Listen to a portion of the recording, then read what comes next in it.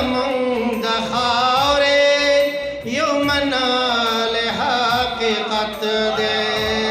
کتونکو دا وخت زموږ سره د پښتو ژبې یو ستر شخصیت بغزاده دانش صاحب ولاړ دی. راځئ چې د هغوی نه تپوس وکړو چې د دې رنګین ماښام په حواله سره هغوی څه وایي. دانش صاحب اول خو هرکلی او د دې رنګین ماښام په حواله سره به راته څه ووایي؟ ډېره مننه بخاري صاحب، خو تاسو ته هم او کوم ملګري چې موږ ویني ټول ته السلام علیکم ورحمت الله وبرکاتو.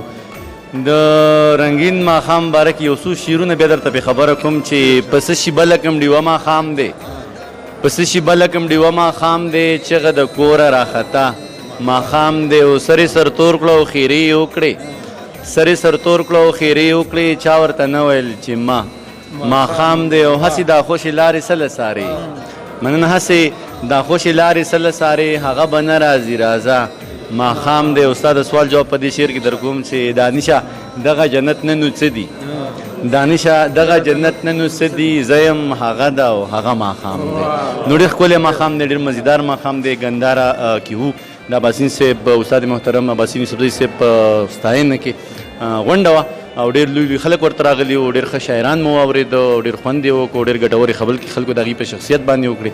نو زه هم خوشحاله یم او زما خیال دی چې ته به هم خوشحاله یې، دا ماحول هم خوشحاله دی او نه ماښام ډېر ښکلی دی. مننه، ډېره مننه دانش صاحب، ډېره مننه. د وطن په سر دروي د عظمت بیرغ ولاړ دی، رب ورکړې ورله داسې یو مقام دی، یو شهرت دی. دا وخت را سره د پښتونخوا شمال رضوان الله شمال صاحب ولاړ دی.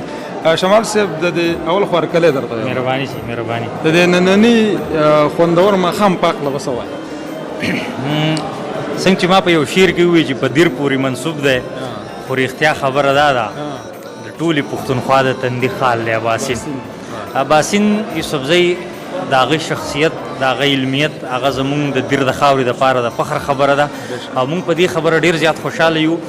ما په خپلو خبرو کې هم وویل چې د 50 کاله تمدني ژوند کې زمونږ دیر ته په لومبي ځل پرایډ اف پرفارمنس ایوارډ راځي د عباسین یوسفزي په صورت کې.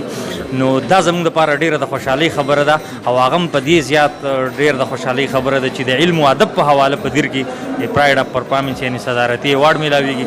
نو دا زه د خپل ځان دپاره، د دې ټولې خاورې دپاره، د دې ټول پښتون ولس دپاره ډېر ګټور او مهم عنصر ګڼم او الله دې کي چې زمونږ دغه شان خپله مینه او ورورولي او اتفاق او اتحاد نصیب وي. ډېره مننه. مننه، تشکر. بخاري صاحب چې موږ هم دلته د خپلو خیالاتو مبره کړه.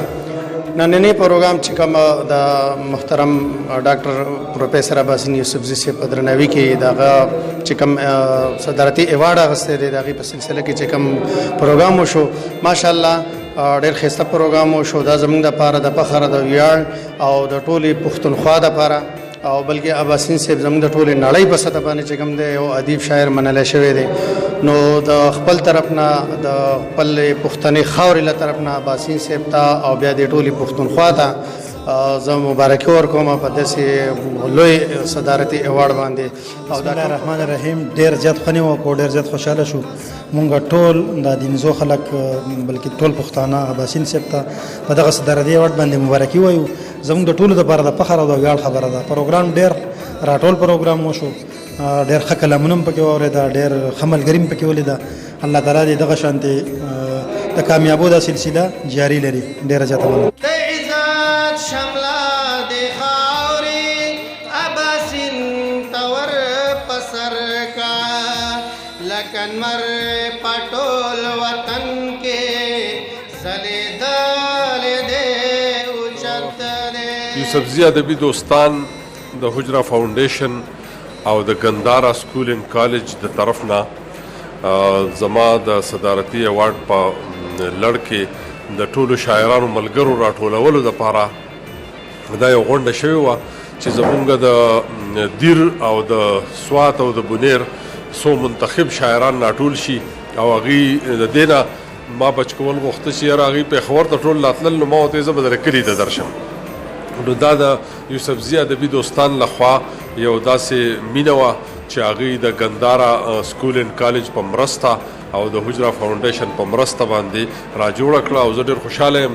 زما د هرې سیمې ملګري راغلي دي او ډېره ښایسته مشاعره پکې مو شوه. په دغه مشاعره کې ډېر نامتو شاعرانو هم برخه واخیسته. زما ذاتي دوستان چې دي په هغې کې فاروق شاه صاحب او نواز خان شانګلا ټول راغلي.